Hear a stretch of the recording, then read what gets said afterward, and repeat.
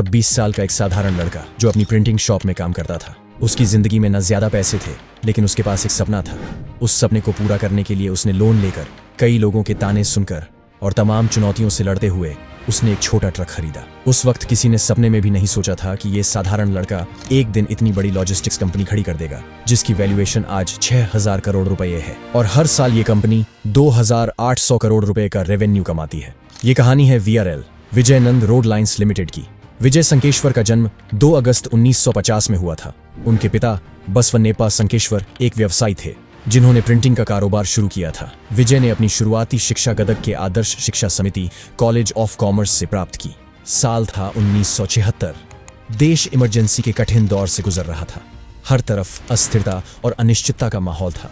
ऐसे समय में एक 26 साल के युवा विजय संकेश्वर ने अपने पिता के छोटे से प्रिंटिंग बिजनेस को ज्वाइन किया। ये बिजनेस घर का खर्च तो निकाल देता था, लेकिन विजय को इसमें संतोष नहीं था। विजय हमेशा से कुछ बड़ा करना चाहते थे। उनका सपना था ट्रांसपोर्टेशन के बिजनेस में कदम रखने का। वो कहते हैं ना, सपनों को सच करने के लिए हौसला चाहिए। विजय के पास ये हौसला था, पर उनके पास कुछ नहीं था, न पैसे न संसाधन। फिर भी उन्होंने एक ट्रक खरीदने का फैसला किया। वो जानते थे कि ये आसान नहीं होगा। उस दौर में देश की हालत इतनी खराब थी कि लोन लेना किसी पहाड़ चढ़ने जैसा था। विजय ने अपनी पूरी कोशिश की, लेकिन हर जगह से उन्हें निराशा ही मिली। कोई भी उन्हें कर्ज देने को तैयार नहीं था। कई कोशिशों के बाद विजय ने जैसे तैसे 2 लाख रुपए का कर्ज जुटाया और आखिरकार उन्होंने अपना पहला ट्रक खरीदा। आखिर कैसे 1976 में शुरू हुए एक छोटे से सफर ने भारत की सबसे बड़ी लॉजिस्टिक कंपनी का रूप ले लिया। VRL ग्रुप, जो आज 1000 से ज्यादा पिकअप पॉइंट्स, 17 से ज्यादा हब्स और 5500 से ज्यादा ट्रक्स की फ्लीट के साथ इंडिया की सबसे बड़ी लॉजिस्टिक फर्म बन चुकी है। इनका नाम Limca book of world records में भी दर्ज है। लेकिन सवाल यह है, क्या था वो विजन और कौन सी स्ट्रेटजीज थी जिनकी वजह से विजय संकेश्वर ने इतना बड़ा साम्राज्य खड़ा किया। वीडियो को अंत तक जरूर देखिए, क्योंकि कहानी यहीं से और भी रोचक होने वाली है। चलिए थोड़ा पीछे चलते हैं। 1976 में एक छोटे शहर में विजय संकेश्वर ने मुश्किल से एक ट्रक खरीदा। उन्होंने किसी ड्राइवर को रखने के बजाय खुद ही ट्रक चलाने का फैसला किया। रोजाना वे 50 से 60 कस्टमर्स तक अपनी सर्विस पहुंचाते, लेकिन ये सफर इतना आसान नहीं था। कम्युनिकेशन की दिक्कतें, मार्केट में बढ़ता कंपटीशन और बार बार होने वाले एक्सीडेंट्स ने विजय को भारी नुकसान पहुंचाया। एक समय तो ऐसा भी आया जब उन्हें अपने सपने पर ही शक होने लगा, लेकिन विजय हार मानने वालों में से नहीं थे। 1978 में उन्होंने अपने परिवार के साथ हुबली शिफ्ट होने का बड़ा फैसला लिया। कमाए गए पैसों से 3 और ट्रक खरीदे और अपनी सर्विस को हुबली और बैंगलोर तक बढ़ाया। धीरे धीरे उनकी कड़ी मेहनत का असर दिखने लगा। कस्टमर्स को उनकी कंपनी की सर्विस पसंद आने लगी और पहले ही साल में कंपनी प्रॉफिटेबल बन गई। 1983 में विजय ने विजयानंद रोड लाइन्स लिमिटेड की नींव रखी। एक ट्रक से शुरू हुआ ये सफर आज हजारों ट्रकों की फ्लीट तक पहुंच गया। अब 100 ट्रक्स का काफिला था। इन ट्रक्स ने न सिर्फ हजारों कस्टमर्स को बेहतरीन ट्रांसपोर्ट सर्विस दी, बल्कि सैकड़ों कर्मचारियों और उनके परिवारों की रोजी रोटी का भी सहारा बने। ये सफर यहीं नहीं रुका। अगले 7 सालों में बिना किसी जल्दबाजी के VRL ने अपना नेटवर्क भारत के 23 राज्यों और केंद्र शासित प्रदेशों तक फैला दिया। लेकिन 1991 में कंपनी के लिए एक बड़ा बदलाव आने वाला था। विजय संकेश्वर के बेटे आनंद संकेश्वर अब कंपनी की जिम्मेदारी अपने कंधों पर लेने के लिए तैयार थे। यहाँ से कहानी और भी दिलचस्प हो जाती है। आनंद के पास बिजनेस विरासत में तो जरूर मिला, लेकिन उन्हें जमीन से जुड़कर इसे समझना पड़ा। ऐसा कहते हैं कि इंसान अपने सबसे मुश्किल समय में ही सबसे ज्यादा सीखता है, और आनंद ने यही किया। VRL ज्वाइन करने से पहले आनंद ने एक छोटे से गैराज में काम किया, ट्रक ड्राइवर्स के साथ ट्रैवल किया और अपनी मेहनत से ग्राउंड लेवल पर बिजनेस की असली सच्चाई को समझा। उन्होंने हर उस चुनौती को देखा और जिया जिससे कंपनी और उसके कर्मचारी गुजरते थे, और जब उन्होंने जिम्मेदारी संभाली तो नतीजा चौंकाने वाला था। 1991 में ही VRL ने रिकॉर्ड प्रॉफिट कमाया। आनंद की नई सोच और मेहनत रंग लाने लगी। उन्होंने सिर्फ गुड्स ट्रांसपोर्ट पर ही ध्यान नहीं दिया, बल्कि लेट 90s में पैसेंजर बसों को भी इंट्रोड्यूस किया, जो शुरुआत से ही हिट साबित हुई। लेकिन यह सफर आसान नहीं था।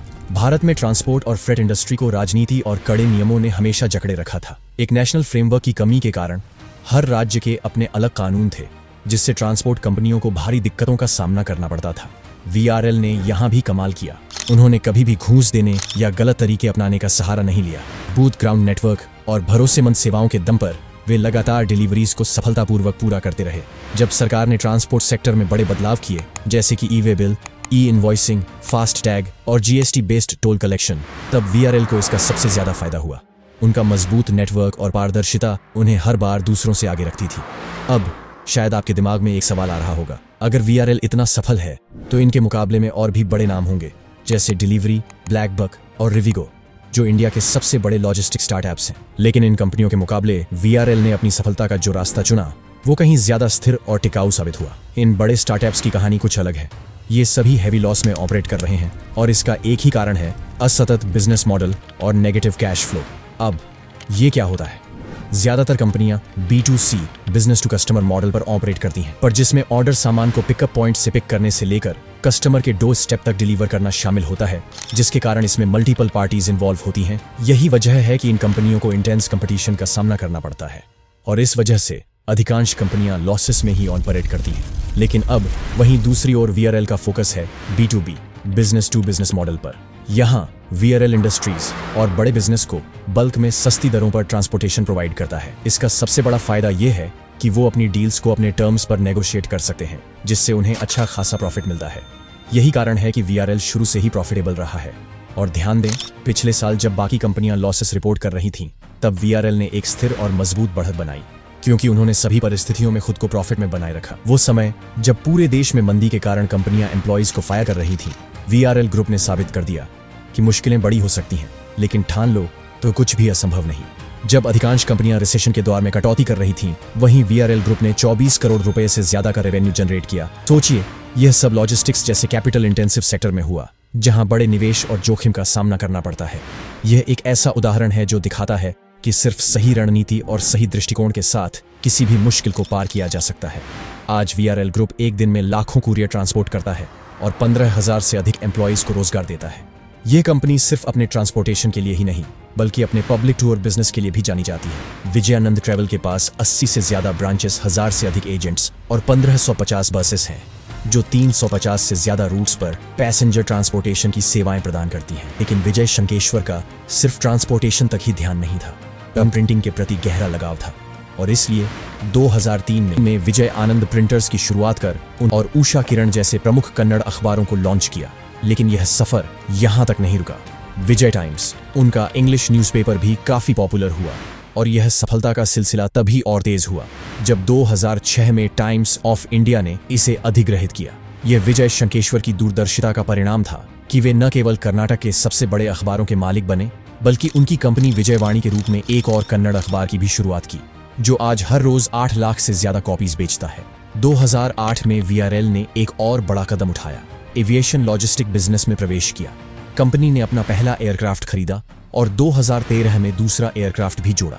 आज VRL अपने एयरक्राफ्ट के जरिए cargo transport, tourism, event management और VIP पैसेंजर्स को पर्सनल फ्लाइट्स की सेवाएं प्रदान करती है। लेकिन जब हम लॉजिस्टिक्स की बात करते हैं तो एक बड़ा सवाल उठता है, क्या हर कंपनी उन सभी चुनौतियों को सुलझा पाती है? कंज्यूमर्स को माल की डिलीवरी और सिक्योरिटी के लिए कई बार अपने लक पर भी निर्भर रहना पड़ता था या एजेंट्स के साथ कांटेक्ट में रहना पड़ता था।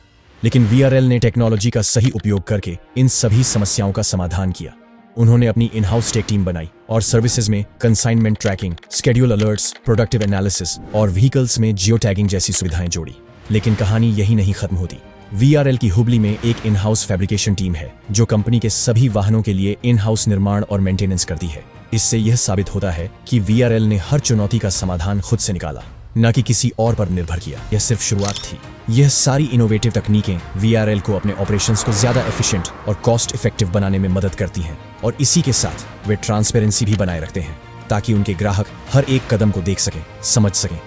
इन परफॉर्मेंस को देखते हुए VRL ने 2015 में अपना IPO लॉन्च किया और यह सिर्फ एक कदम था।